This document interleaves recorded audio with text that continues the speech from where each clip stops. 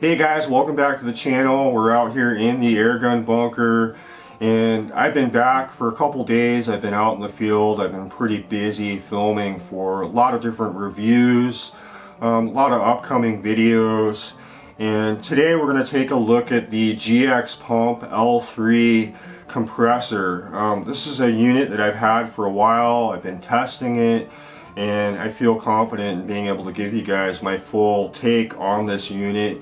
And so we'll jump into the stats and then I'll bring you guys back and we'll get kind of a closer, more detailed look.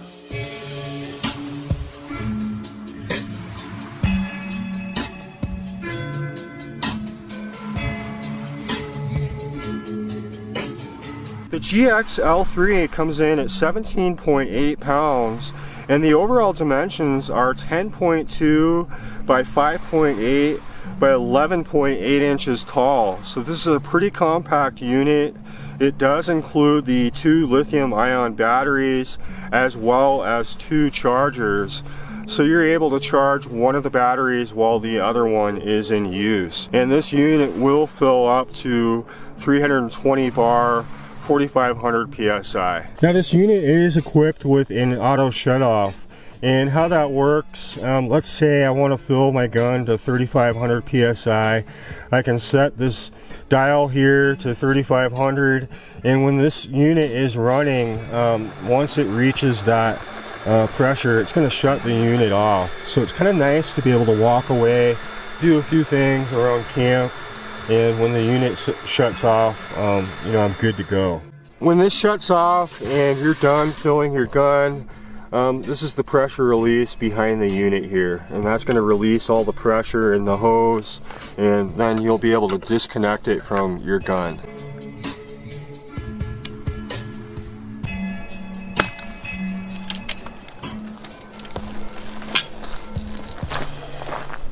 When I was in the market for a compressor, I did a lot of research. I looked at a lot of different units, and I was really kind of veering towards a gas-powered unit until I really saw the prices of them. You know, some of them were upwards of $3,000, and the size and the weight.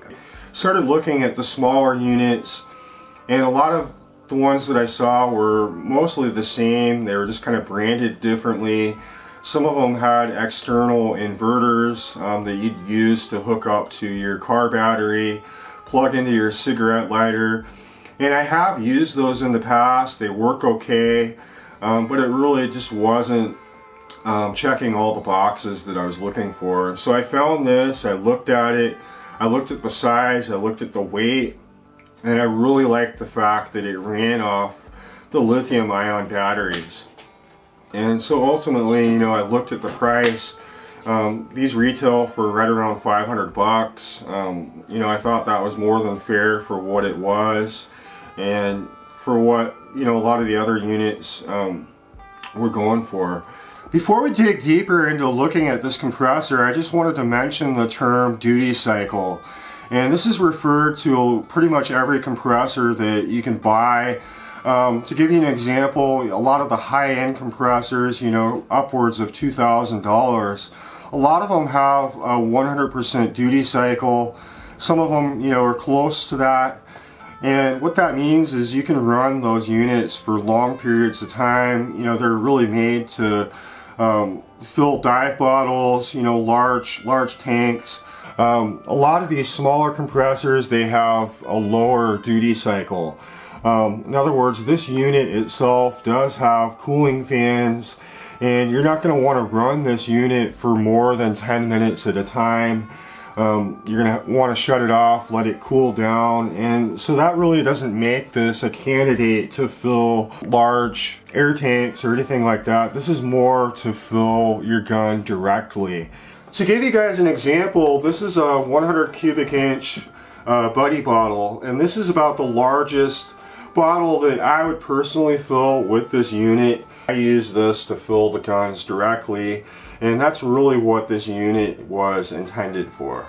So this unit does have an intake filter. It's really important to help keep moisture out of this unit and debris.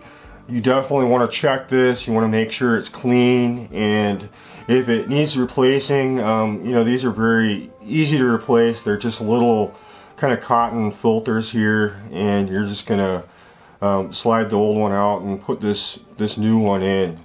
The L3 is outfitted with 3 pretty large cooling fans, and when you turn the fan on, it's actually louder than the pump itself, in my opinion. The switch for that is right here. This unit will not turn on unless the fan is on. And when the auto shutoff, you know, is set and this pump actually turns off, the fan will not turn off. It'll continue to run. And what I've been doing is, even after the pump is off, I'll let the fan run for, you know, about a minute after, just to help cool the unit down. Off to the right side of the unit, where the fill whip comes out, is your burst disc. Now this is a safety, you know, you see guns with this, you see air tanks with this. It's pretty standard. This is a 5,000 PSI burst disc, and that's the event that you accidentally set the unit, you know, for over 5,000 PSI. I don't know why you would do that, or if this auto shutoff just happens to fail. It's not going to overfill your gun, it's not going to destroy the unit, so it's a good safety device, and it does come with extras along with the tools that you would need to easily change this out. One of the main reasons we get out in the field with these products is to test them under real field conditions.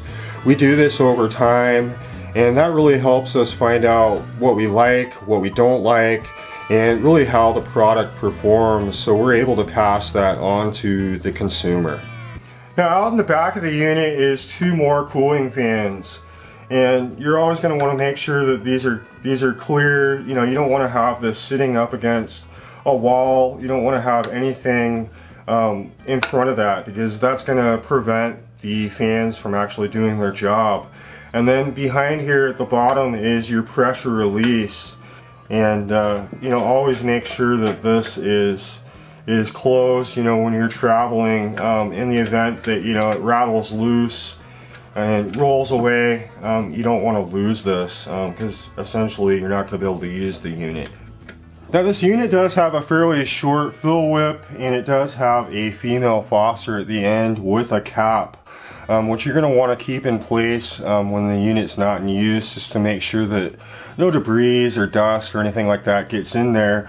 And then on top of that, I went ahead for the added peace of mind, and I added a extra filter onto the end of this. The environments that I go into are quite rugged. You know, there's a lot of dust, there's a lot of debris, and so it's just good to have a little extra peace of mind when you're filling your gun. I don't worry about it too much. You know, if I'm shooting them a lot, they're constantly being cycled, and I have never had an issue with moisture in any of my guns. But again, if you're in an area that does have problems with that, a lot of humidity, you may want to look into picking up an aftermarket filter. Those of you who watch the channel a lot know that I go into the field quite often. A couple years ago, I was out over 280 days out of the year. And so I do a lot of shooting, I do a lot of filming, and so I'm gone for, you know, up to 5 days. And it has worked well for me in a wide variety of situations. As an example, you know, I use this primarily out of my Jeep. I transport it in a milk crate along with some of my other shooting gear. And for me, you know, space is kind of a important factor when we're traveling, because I have so much gear. And before, I was having to bring multiple air tanks with me, and so I was really trying to get away from that. And so this unit really kind of fit the bill as far as the size and weight. And now that I've been using it for a while, you know, it's a really good addition to my shooting kit. I'm able to go out, you know, and do my hunting trips. You know, I can top the gun off, you know, multiple times a day.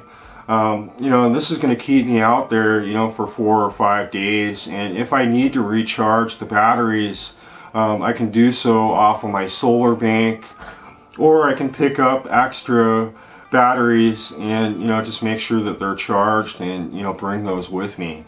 Now the L3 will run on just one battery. You don't have to install both of them. It doesn't matter which side you put the battery on. It will run this unit on one battery. I usually always run it just with the two. It's going to alternate between the both of them, and so you're still going to get just about an hour of runtime with both these batteries installed on the unit. Now, one of my trips, we went out into the backcountry. I had a bunch of friends meet me out there, and we had a real nice weekend, and I used the heck out of this unit to fill all my guns as well as theirs. And it worked flawlessly, had no issue, you know, with the battery life. You know, an hour of use out of this is quite a bit. You know, especially if it only takes, you know, a minute or two to top off one of my guns. You're going to get a lot of use out of this unit, you know, with a charge. And so I don't see anybody, you know, having any issue with the runtime on this, especially if you're not filling, you know, large bottles or anything. Alpha Wolf here has a 480cc bottle. I got it down to about 1300 psi, and I was able to get it up to 3500 in just about 6 minutes. And so this does fill fairly quick. I can fill my Mini Evil from about 1600 psi up to about 3500 in just about 2 minutes. You know, it doesn't take that long to fill. I like the auto shut off. You just set it, you can walk away, let it fill, it's going to turn off, and then you just come back, you turn the fan off, bleed it off, and you're good to go.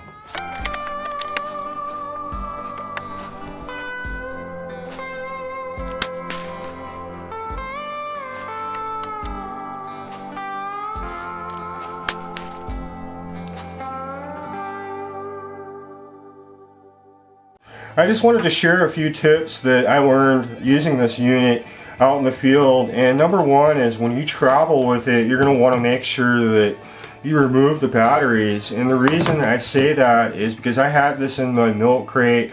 I was traveling down the road and I heard something in the back, and it turned out the fan got bumped on and it was running, you know, while I was driving down the road. And so you just want to make sure that you disconnect the batteries so this doesn't accidentally get turned on while you're transporting it. And the other thing is you want to make sure that the unit is kept clean, and I usually carry a little paintbrush with me, and that way I'm able to just dust everything off, make sure there's no debris. Always make sure that the fan is not being covered when in use.